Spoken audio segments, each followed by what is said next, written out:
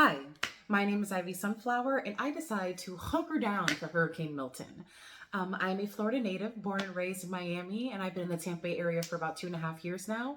And I decided, oh, hey, just like any other hurricane, I'm going to stay at home. My partner and I were going to stay in our home, and my partner owns his own dog training business. So we had our fur babies that were at the house. We had other people's fur babies that were at the house being trained. So we had to stay home to make sure that everyone was okay and that everyone was secure during the storm. With that being said, I was under the impression that Tampa Bay had this hidden shield that was over Tampa Bay, like I've heard from other people, and that the storm was just going to veer to the left or veer to the right before it actually hit us directly. But in the case of Hurricane Milton, that was not what occurred. I can't lie to you, I'm 29 years old, and Hurricane Milton had to be the most terrifying hurricane that I've ever experienced in my life. Truly, truly it was. And I feel like the most scariest part about it was, for those of us who stayed home, being inside of our homes and hearing what was going on outside. Looking out the window and seeing the colors in the sky. That was also a really crazy thing about it. I was seeing green and blue in the sky, meaning that transformers were blowing up. And there was just so much going on. The sounds that you can't make up. You really can't. And I think my biggest worry was understanding that there was damage that was happening, not only to the house, but just to the area around us. And there was nothing that we could do about it. We couldn't go outside. We couldn't even see what was truly going on. So I told my partner, I said, we just have to wait till the morning. There's nothing we can do about it now. We just have to hope for the best. With that being said, the next morning, it was a lot to take in. It really was. My area got hurt pretty bad. I'm in Riverview. And the thought of our neighbors was truly like, what do we do next? There were two very, very large trees that had probably been there for hundreds of years, and they were blocking both sides of the street, and they were completely torn from the root. So one huge tree fell over on this side, blocking this side of the street, and the other on the opposite side. And me, my neighbors, there was no way for us to get out. So thankfully, the men of the neighborhood gathered together. A couple of them had chainsaws, including my partner, and they knocked it out just so that people can have access to come in and out. Then it got down to the power issue. The power pole that is on my property that was right next to our water pump was completely broken down and shattered by a tree. The power box was on the ground. The wires were coming out. And I looked at this and said, oh my, this is not going to be an easy fix. So that was completely destroyed. My fencing on one side was completely destroyed. There were trees everywhere.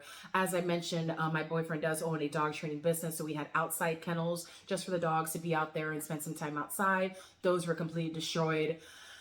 My roofing, my roofing was down to the plywood, which it still is at this current moment. It's just down to the plywood. Thankfully, there's no leaking, but it looks dreadful. It really does. So then I decided to myself, okay, we have to take action here. What are we going to be doing next? We got the trees out the way, at least in the street. Now I have to call Tico, just like as everyone did. I called Tico, and this was probably 2 days later. Finally, someone came out. Mind you, no water, no power at this point. And they finally came out. They saw the pole that was on my property and said, hey, listen, I'm sorry to say this, but because the pole is on your property, we cannot fix it for you. We need to have your landlord fix the pole or pay for the pole, and then we will then come out and reinstate your service or restore your service. Okay, not the news that you want to hear, right? So I contacted my landlord. They told us to put in a maintenance request. Okay.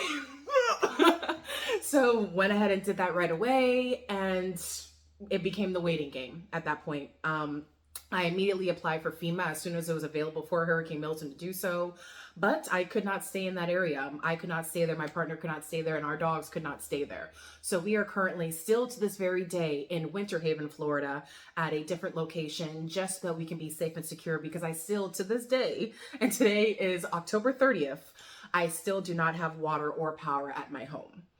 I know it's crazy to say. And at this point now, I miss being home. I miss my bed.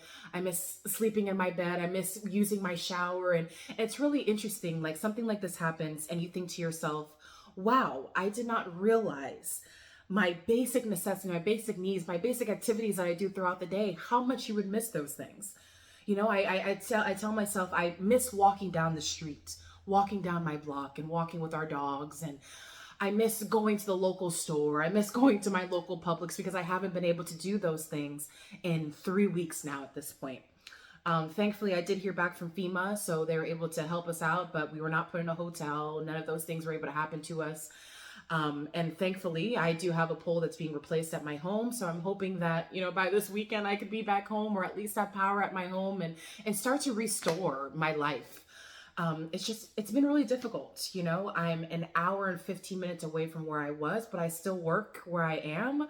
So I'm traveling now at this point. For the last 2 weeks, I've been traveling from Winter Haven all the way to St. Petersburg, to teach my classes and do everything else that I've been doing, go for gigs. And I'm putting this extra strain on my car. And I don't mean to go into this whole ramble and vent, but it's just really, really interesting. And it's truly amazing to see how a few hours of time, this hurricane, it lasted for maybe 6 hours or so. In the span of this time, how much destruction was able to happen, and how a community can truly be destroyed in the midst of a couple of hours, and how it's going to take months, if not years, to restore Tampa Bay to what it was before the storm hit.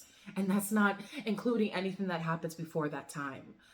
So I say this as someone who has not only been in Florida their whole lives, but as someone who has had their mind changed in this moment with Hurricane Milton.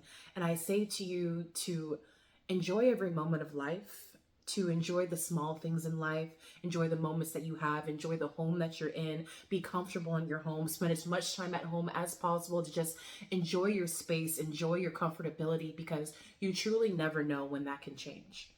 And my heart goes out to the people who lost everything. And I have several friends who are in that current position. And my heart goes out to them. I've been trying to help as much as I can from my perspective and from my position. But even in my own position, I'm still trying to get back to my normalcy, right? Get back to my reality. And I think that has been the biggest challenge. So Hurricane Milton truly just kicked us in the rear, right? But I'm grateful to be safe. I'm grateful to be alive. I'm grateful that, my cars weren't damaged. I'm grateful that my house wasn't destroyed. I'm grateful that I didn't lose anyone or lose any of my fur babies. But it's still hard. It's still hard and it's emotional.